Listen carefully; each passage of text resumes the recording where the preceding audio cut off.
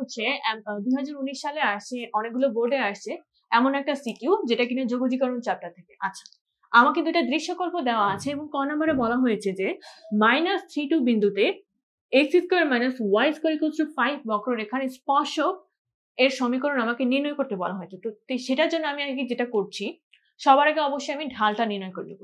তো আমাকে কি দেওয়া আছে যে x² - y² = 5।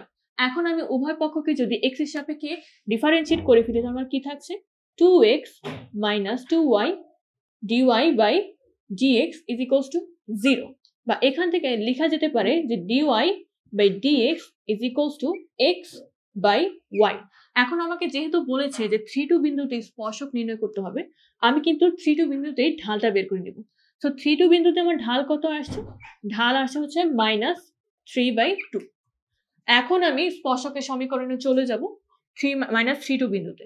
তো কি y - 2 ইনটু = আমার ঢালটা কত পেয়েছি আমরা -3/2 into x -3, that is x + 3। এইটাই কিন্তু আমার স্পর্শকের সমীকরণ। আমি এটাকে এই পর্যন্তই রেখে দিচ্ছি, তোমরা একটু সাজিয়ে দেখে নিও।